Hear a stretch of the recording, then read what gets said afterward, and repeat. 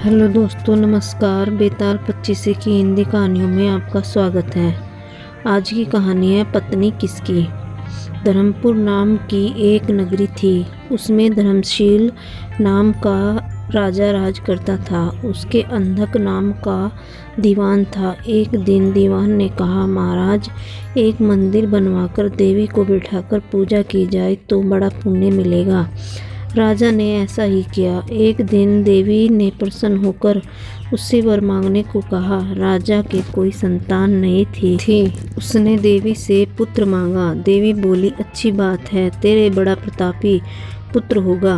कुछ दिन बाद राजा के एक लड़का हुआ। सारे नगर में बड़ी खुशी मनाई गई। लड़का जवान हो गया।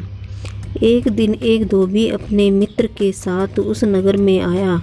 उसकी निगाह देवी के मंदिर में पड़ी। उसने देवी को प्रणाम करने का इरादा किया।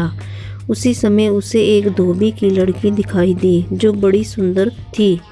उसे देखकर वह इतना पागल हो गया कि उसने मंदिर में जाकर देवी से प्रार्थना की, हे देवी, यह लड़की मुझे मिल जाए। अगर मिल गई तो मैं अपना सिर तुझ पर चढ़ा दूंगा।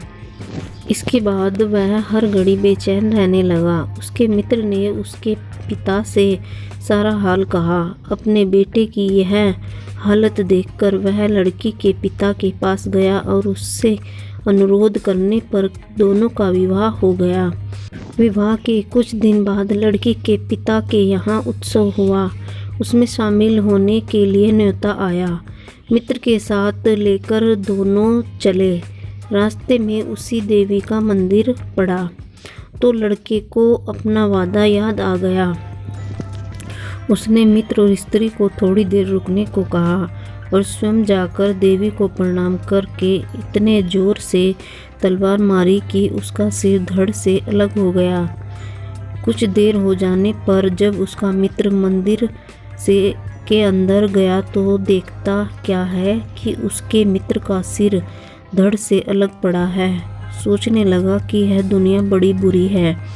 कोई यह समझेगा नहीं कि इसने अपने आप शीश चढ़ाया है। सब यही कहेंगे कि इसकी सुंदर स्त्री को हड़पने के लिए मैंने इसकी गर्दन काट दी। इससे कहीं मर जाना अच्छा है। यह सोचकर उसने तलवार लेकर अपनी गर्दन उड़ा दी। उधर बाहर खड़ी खड़ी स्त्री हैरान हो गई तो वह मंदिर के भीतर गई। देखकर चकित रह गई। सोचने लगी कि दुनिया कहेगी यह बुरी औरत होगी, इसलिए दोनों को मार आई। इस बदनामी से मर जाना अच्छा है। यह सोच उसने तलवार उठाई और जैसे ही गर्दन पर मारनी चाहिए कि देवी ने प्रकट होकर उसका हाथ पकड़ लिया और कहा, मैं तुझ पर प्रसन्न हूँ, जो चाहो सो मांगो। स्त्री बोली, हे देवी, इन दोनों को जिंदा कर दो। देवी ने कहा, अच्छा, तुम दोनों के सिर मिलाकर रख दो। घबराहट में स्त्री ने सिर जोड़े तो गलती से एक का सिर दूसरे के धड़ पर लग गया। देवी ने दोनों को जिंदा कर दिया। अब वे दोनों आपस में झगड़ने लगे। एक कहता था कि यह स्त्री मेरी है, दूसरा कहता मेरी। बेताल बोला, हे राजन, बताओ कि यह स्त्री किसकी है। राजा ने कहा, नदियों में गंगा उत्तम है, पर्वतों में सुमेरु, वृक्षों में कल्पवृक्ष और अंगों में सिर। इसलिए शरीर पर पति का सिर लगा हो वही पति होना चाहिए। इतना सुनकर बेताल फिर पेड़ पर जा लटका। राजा उसे फिर लाया तो उसने तीसरी कहानी कही। दोस्तों, कहानी कैसी लगी? अगर कहानी अच्छी लगी हो तो लाइक, शेयर और सब्सक्राइब ज़रूर करें। दोस्तों, लाइक, शेयर और सब्सक्राइब करने में आपका कुछ नहीं जाता, हमें प्रोत्साहन मिलता है और हम अच्छी वीडियो लेकर आएंगे, अच्छी नई कहानी आपके लिए लेकर आएंगे।